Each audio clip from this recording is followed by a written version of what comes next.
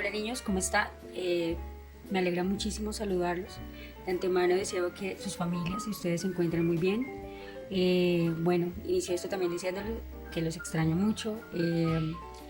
Espero que haya sido un tiempo de recogimiento, de mucha reflexión, de mucho repensar las cosas que están pasando, cómo nos afectan, pero también cómo nosotros podemos sobrellevar los tiempos difíciles y cómo esto contribuye a la formación del ser humano. A continuación van a encontrar la explicación y toda una pequeña introducción del marco teórico de la guía número 1 y la guía número 2 del lenguaje.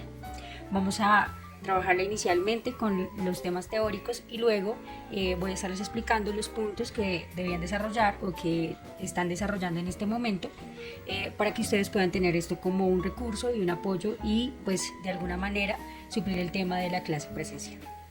Empecemos. Vamos a iniciar hablando de dos temas puntuales que habíamos desarrollado a lo largo de las clases. Estábamos hablando, por un lado, de crónica y toda la importancia que tenía la crónica dentro del contexto de la literatura, y en el otro sentido estábamos hablando de todo lo que tenía relación con lo prehispánico y lo precolombino. Inicialmente recordemos el término o el concepto básico de crónica. Es una narración y una descripción de lugares, sucesos y hechos, experiencias que queremos transmitir, pero pues no en un orden literario, algunas sí, es más en un orden objetivo, o realmente ese es el tipo de definición básica que existe de la crónica. Hay muchos tipos de crónicas que vamos a conocer más adelante, pero en este caso la crónica tiene una intención comunicativa y es la de narrar y describir un suceso, una aventura, una experiencia a lo largo de una descripción muy puntual y muy objetiva de ese suceso. Recordemos que dentro de la crónica, en todo lo que tiene que ver con el contexto precolombino y prehispánico, se manejan dos conceptos muy importantes y es el de la historiografía y la cronología. Recordemos que la historiografía tiene que ver mucho con un conjunto de técnicas y teorías relacionadas con el estudio de cómo se interpreta la historia o de cómo se lleva la historia a cabo. Y recordemos que la cronología tiene mucho que ver con todo lo que nosotros o todo lo que se hace con los datos y la ordenación del tiempo, por decirlo así, en la fecha que se produce, es decir, que a lo largo de esa fecha característica, por ejemplo, si nosotros estamos hablando de lo prehispánico y de lo precolombino, la fecha de la llegada de Cristóbal Colón es un dato cronológico, porque a partir de esa fecha se produce unas situaciones y un momento histórico y es lo que se quiere plasmar. Recordemos que a veces nosotros escuchamos hablar de dos términos que creemos que son diferentes o podemos creer que son iguales, que es lo precolombino y lo prehispánico. Cuando nosotros hablamos de lo precolombino, estamos hablando de todo lo anterior al descubrimiento o al encuentro de Cristóbal Colón. La palabra colombino, la expresión colombino, viene de lo relativo a Cristóbal Colón. Y cuando nosotros hablamos de prehispánico, estamos hablando de todo lo relacionado o todo lo que está anterior de la conquista y la colonización española. Y lo hispánico tiene mucho que ver con todo lo relativo a España y a los países de culturas de habla hispana. En conclusión, esto quiere decir que los dos términos están totalmente relacionados y digamos que pueden utilizarse en un contexto similar. Yo puedo decir prehispánico o precolombino para referirme al momento antes de la llegada de los españoles y la colonización. Teniendo esto claro, recordemos que dentro de ese contexto de la colonia y de la conquista, elementos importantes para ellos poder construir sus crónicas era describir todo lo visto y narrar sucesos de aventura. Era lo más crucial en ese momento porque fue un encuentro cultural y que llevó una serie de sucesos donde hubo consecuencias positivas, negativas, y se necesitaba contar al mundo qué era lo que se estaba observando y cuál era esa profundidad y expresión de asombro acerca de lo que se estaba encontrando en ese momento histórico. Recordemos que la crónica tiene muchos tipos. Tenemos crónica informativa, crónica interpretativa, crónica de opinión o periodística, crónica expresionista, crónica deportiva e histórica.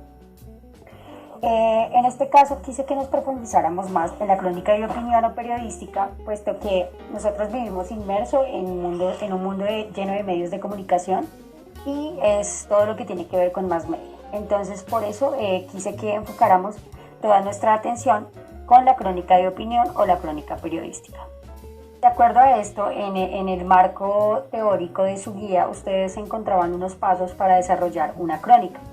Habían 7 pasos fundamentales en los cuales se hablaba de la descripción del evento, los antecedentes históricos, el orden cronológico, las preguntas iniciales, quién, cómo, cuándo, por qué, si va a ser escrito en primera, segunda persona, eso determina el tipo de estilo que va a tener el lector, datos precisos, nombres de lugares, descripciones, colores, medios de comunicación y una conclusión preferiblemente objetiva. También hablábamos de lo importante que es que el lector pueda sentir lo que pasa en la crónica. Es muy importante llevar a ese ambiente de la crónica al lector, teniendo en cuenta la objetividad. Y pues también nosotros podemos poner una postura, por supuesto, pero teniendo en cuenta la intención con la que yo voy a escribir esa conclusión. No puedo salirme de mi rol periodístico o de mi rol de opinión. Tengo que tener en cuenta que voy a hacer un medio masivo, voy a hacer un medio que va a influir a una sociedad, que va a influir a una población o a una comunidad.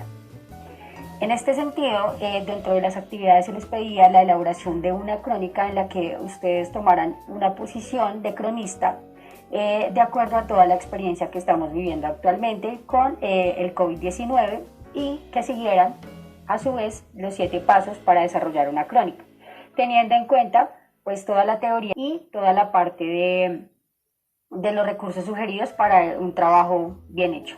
Las recomendaciones, pues ustedes debían entregarla en Office, bueno, tener en cuenta toda esta parte, pero a su vez la importancia de todo el contenido o de todo el grueso de la crónica era plasmar toda su experiencia a partir de lo que genera estar en la casa. Entonces, por un lado, todo el ambiente, por ejemplo, el ambiente físico de compartir con la familia las 24 horas del día, la presión de los medios hablando de todo lo que está pasando en el mundo, porque no es solamente algo local, es algo global, y toda esta situación, cómo desencadena para nosotros poder lograr hablar de nuestra crónica a partir de esa experiencia, de este suceso, o si alguno quiere llamarlo aventura, en nuestras casas. Esa era la primera parte de la guía.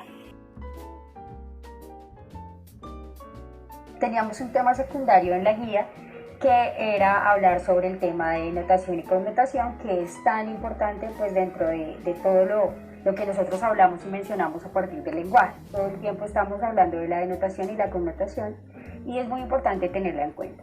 En este espacio les pongo un ejemplo muy claro, muy puntual, porque me gustaría que esta parte o este concepto quede muy claro.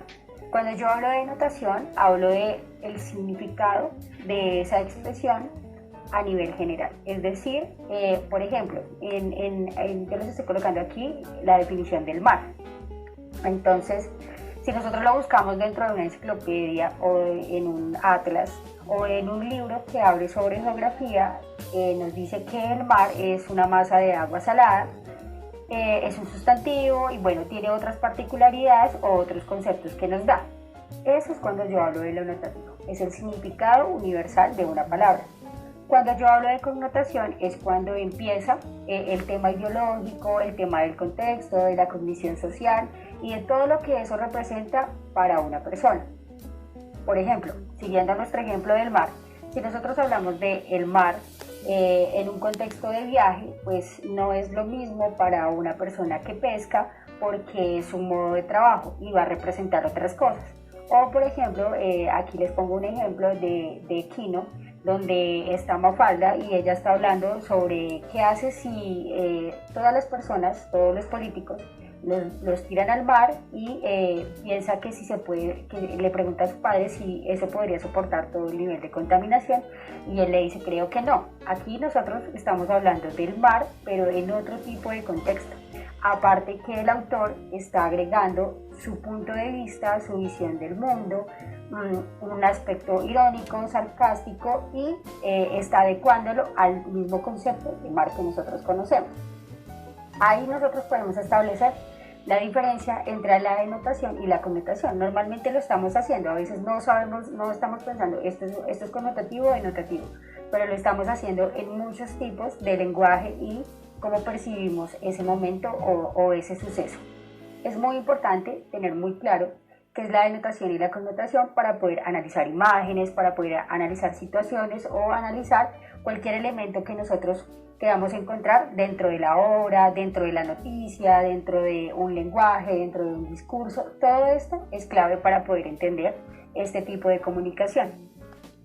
A su vez, en la guía les pedía por favor que analizaran el contexto global de 3 caricaturas y después de eso ustedes lograran colocar un título llamativo, coherente y además hablarán de la intención comunicativa y del carácter denotativo y connotativo de cada uno. Esas eran las actividades y todo el desarrollo teórico y el desarrollo conceptual de la guía número 1 y pues las actividades que les expliqué anteriormente.